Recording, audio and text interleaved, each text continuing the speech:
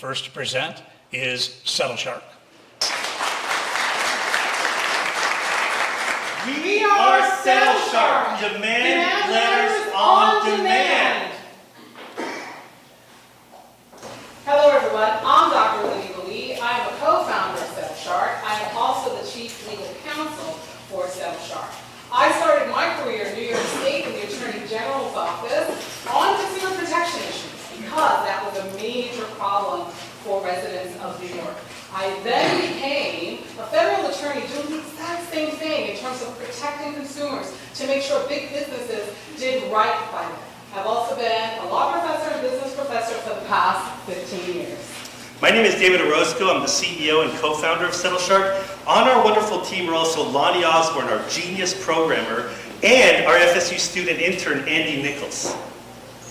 Imagine, if you will, that you pull into a BP gasoline station and you fill up your tank with gas. And the very next day, your car begins to make all sorts of noises. You take the car to the mechanic tells you, you've been sold bad gasoline. And you're like, is that a thing? I didn't realize that bad gasoline was a thing. And you contact BP because there's $500 worth of damages to your vehicle. BP never returns your call. They never return your emails. They simply don't respond to you whatsoever. But you keep trying. Finally, a friend says to you, why don't you SettleShark then? And you're like, SettleShark, what's that? Well, SettleShark is an on-demand letter where you fill in what happened and why you're so upset. But they damaged something. They've taken money and not giving you the service, so they've hurt you in some way. So you do that, and you send the letter off to British Petroleum. 30 days later, you get a check in the mail for $500. The truth of it is, legal services are really expensive in the United States, and most consumers don't have the money to hire, so therefore there's no advantage or possibility for them to get their money back. But this is the thing. State Attorney General's offices do try to get the money back, but they receive over 300,000 complaints, and they only recover about $263 million every year. But this is a problem that creates an opportunity. And that's where SettleShark comes in. For a low fee, one-time fee, no subscription, no hassles, you can get the power of a SettleShark demand letter. And it is basically a way for us to level the playing field for the American consumer. Look how simple it is. You log in, you create a profile for free, and then you enter a few information in the text field, and you click pay, and boom, in your inbox you get a SettleShark demand letter PDF in a matter of seconds. Let me tell you a little bit about our success stories today, which we are incredibly proud of. Take the case of Jim in Georgia. He had a homeowner's insurance claim that was closed for thousands of dollars. He sent in a SettleShark demand letter, they reopened the claim, and now he's negotiating $14,000 worth of value. Or take the case of Steve, a professor at Florida State University. He was dealing with a moving company, a national moving company, that gave him the runaround. They didn't respond.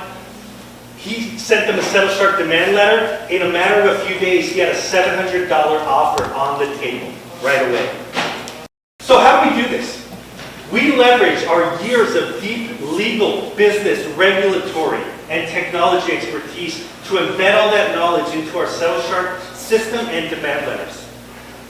We use a system that leverages something that's not well known, which is that most big companies in the US have to participate in what's known as arbitration with the American Arbitration Association. People don't realize this, but they have to pay thousands of dollars to go into that system. Our letters use that type of knowledge to drive settlements home for the American consumer.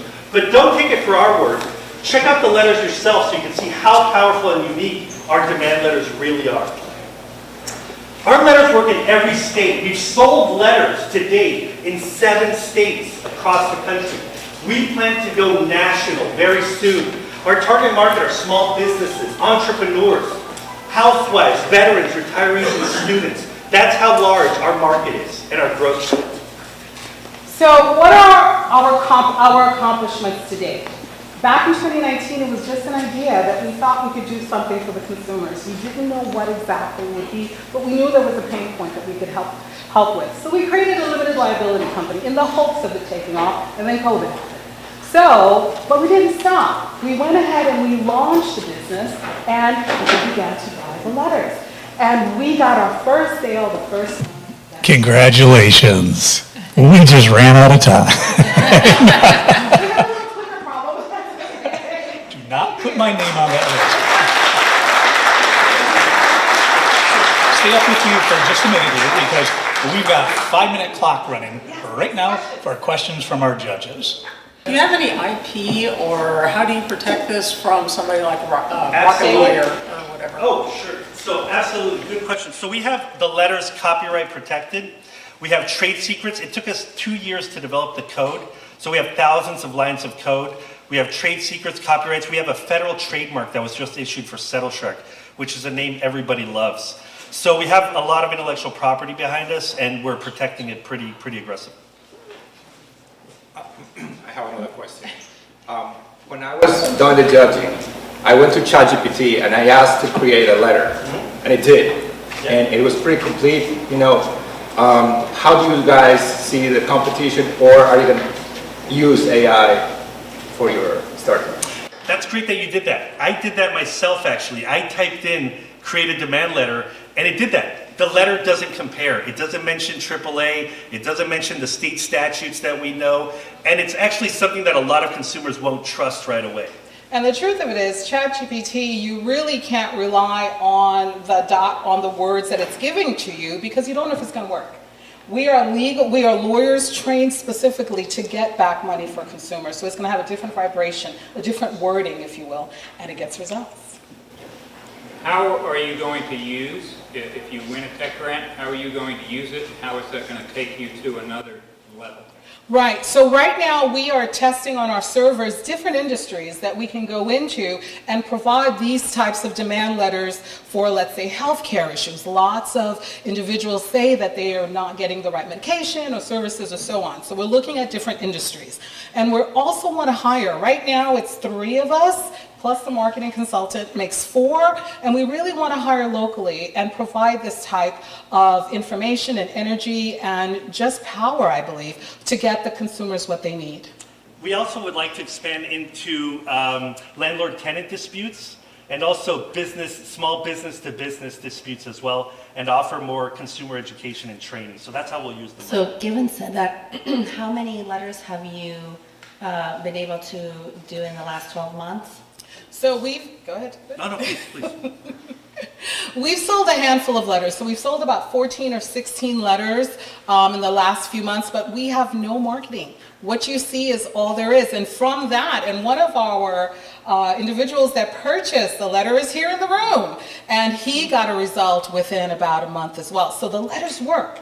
It's just about us getting the word out and doing some training to allow people to use it. And that's why if you mentioned your break even is 64 letters, so that is a pretty wide delta. So, it really would be important to know what's going to take you to cross that chasm into the 12 to 14 era to over 64 to really get you to scale. Yeah, and a lot of that will be hiring, a lot of that will be intellectual property protection, a lot of that will be out in the community, training the community how to use these letters so they get the results that they need. Yeah, I'm sorry, go ahead. What do you charge? It's a flat fee of $47, no subscription, flat fee. One time only. Per letter, sir, yes. Per letter, yes. What do you have to grow the business to revenue-wise based on your current projections to break even? Oh, it's somewhere in the mid-60s per year. Yeah, mid-60s. So it's a very low amount. Right now, our operating costs are really low. So it's just we pay for a server right now. So to get to break even, it's around 60 letters a year. And one thing we're recognizing with our customers that are communicating with us, they're having a challenge in terms of writing the description of what happened to them. They're very concerned that they are presenting the material accurately. So part of the training will be working with the consumers that are buying the letters so they get the right languaging that they feel comfortable with. 1 minute left, judges. So I'm just curious about that $60,000 break-even number. Does that include salaries and rent and all that stuff? It's not 60,000. We literally just have to sell 60 letters to break even. And right now we've sold 15 letters. Basically saying $2,820? Yeah, we've bootstrapped everything. We're paying for Amazon Web Services, cloud computing. So All the work has been put into the company. We just need to sell letters now to grow and make profit. And we also need to train more, and we also need to let people know that this resource is here, because they're not knowing about it. And I get phone calls in my law office all the time about needing help. So we need the money to teach, train, and share that this is doable and they could do it themselves. It's an empowerment. That brings us to the end of our time. Thank you. Thank you. Thank you so much. Well done.